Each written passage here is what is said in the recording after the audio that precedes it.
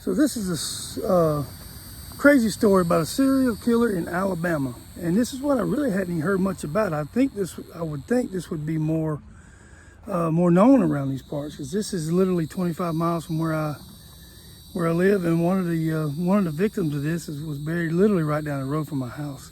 So anyway, I'm gonna tell you this crazy story. Make sure you stick around to the end, because there is a hero in the end of this, and you got to stick around to the end to see that. But go ahead and check this out. Okay, I'm gonna be reading off my notes just a little bit here. But Willie Maxwell was a preacher here, and he was a good-looking guy. He was known as a very charismatic, very good speaker. He knew the Bible backwards and forwards, so he was one of those guys that was just had the gift of gab, you know. But anyway, he was married to Mary Lou Edwards. So Mary Lou Maxwell was his wife, and they were married for quite a while. And it was something he was going to preach at a place in Auburn, which is about 35 miles from here. And back then, this was in 1970, he was going to preach, and his wife, Mary Lou, said that she went to the neighbor, Dorcas, and told her that her husband had called and said he had had a car wreck, and she was trying to go check on him. Well, he gets home, and she's not home, and he don't know where she's at. He tries to call her mom or whatever, but anyway, he winds up calling the police, and the police come, and he says something to them about, I think she's had a car wreck. And Dorcas had spoke to the authorities and said she had told them the story about his wife coming over and saying that he had called and said he had had a car wreck. And so they were suspicious, but they found her car on Highway 22, which is the road here behind me, probably about 4 or 5 miles the other way. And they found her car on the side of the road. It was running, the lights were on, and they looked inside, and her body was in there beaten. She was cut up and beaten real bad, and they believe that she had been strangled. Let me see what it says on my thing here. Brutally beaten to death. Attempted strangulation. So they said it looked like he had attempted to strangle her and then beat her to death. So anyway, they found her car, and then they found there's a church right down the road where they found some blood in the parking lot, and it was hers. But in the end, they did charge him with that murder. And he had a mistress, and her name was Ophelia Burns, and they charged both of them with the murder of Mary Lou. And he had a lawyer by the name of Tom Radney, and Tom Radney got him off of that charge because they couldn't prove that she was murdered. They wasn't able to prove she was murdered, even though it was pretty clear that she was. And so anyway, he got him off of that, and he had gotten her a 3 or 4 life insurance policies, and he was able to collect those, and he collected about $100,000, which at that time was about $700K now. And anyway, so that was his first murder. That's his first victim, was Mary Lou.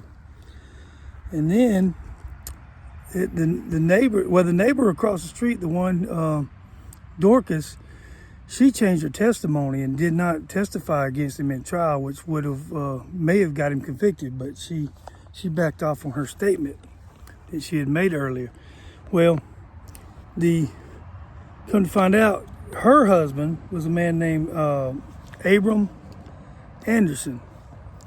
This was Dorcas's husband, and he was in rough shape. He had ALS, and he was in the hospital, but they were giving him about 3 years to live, but he only wound up living a couple weeks. And some people speculate that he might have been Willie's second victim. Now, he was never officially accused of that, but that is a lot of people believe he had something to do with it, because not long after Abram Anderson died, Willie married Dorcas, and she became Dorcas Maxwell. So his second wife is the person that got him off for the murder of his first wife. So anyway, so he marries Dorcas. So he gets married to Dorcas. He gets a bunch of insurance policies on her. But he also, his brother, which is named John Columbus Maxwell, his older brother, he had gotten a DUI, and Willie went to go bail him out, and and he was supposed to show up at court. And the day before he was to show up at court,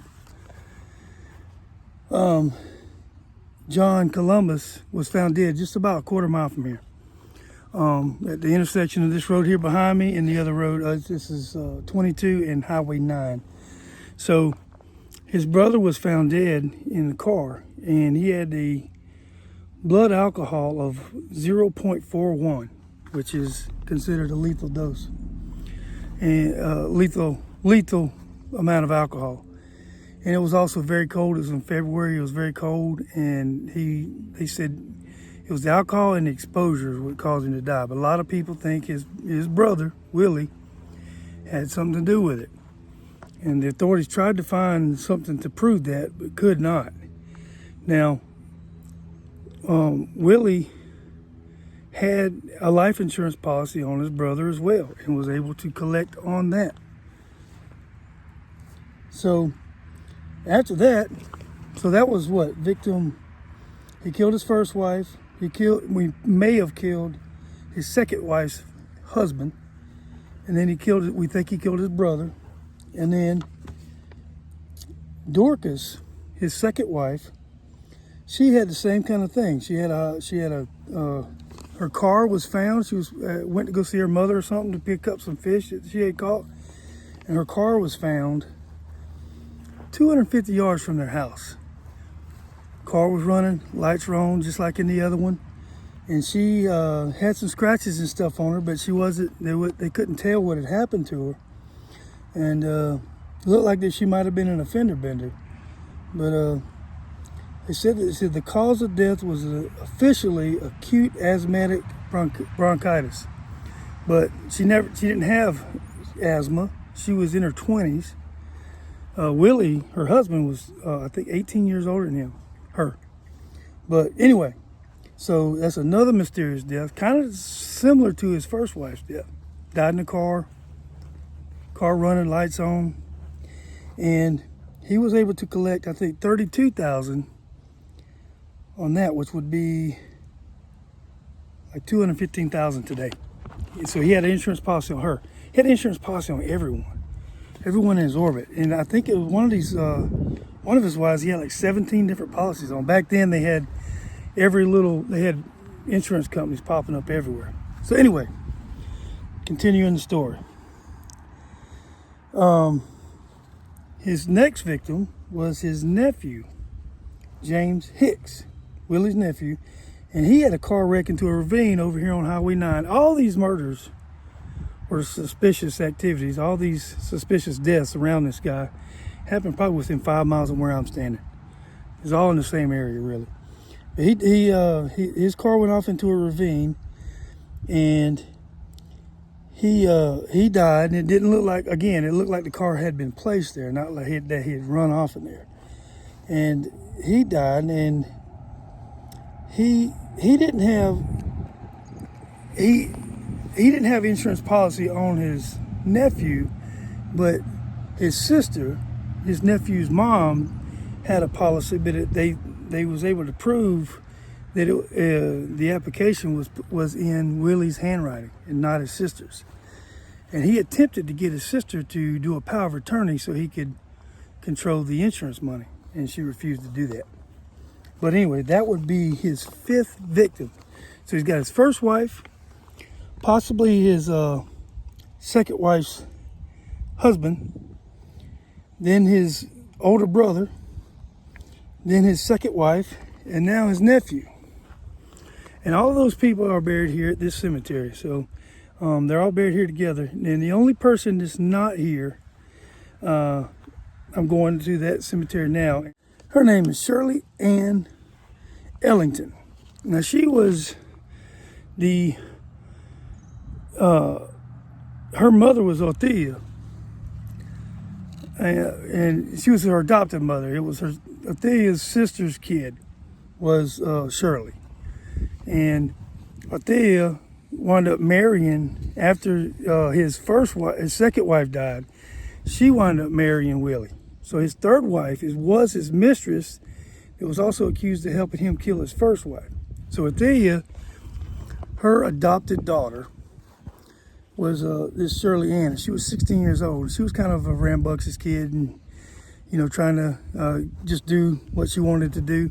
And she had stole the car and left the house one night, and was missing for a couple of days. And then they found her car just off Highway 9, right over here, and it was pulled over to the side of the road, and the car was jacked up, and the tire had been taken off. It looked like she had had a flat, but then there was no flat tire there. But it looked like it was made to look like she was changing the tire, and that the car fell on her face. Where the wheel is at, she was laying her face up underneath where the wheel would have, the brake drum and all that hit her and crushed her face. And it's believed that she had been strangled and was dead before that happened. So the authorities, every time this stuff happened, the authorities knew that Willie was involved. And this case, they were going to try to get him again. He kept getting out of this thing. And at Shirley's funeral, a couple of days later, they were at the funeral home in Alexander City, Alabama. And Willie and his wife Othea was on the front row, and it was I saw 300 people or 600 people. It was a big funeral. A lot of people came.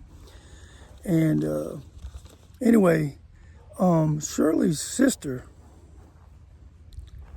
got up in the church and accused Willie of killing her.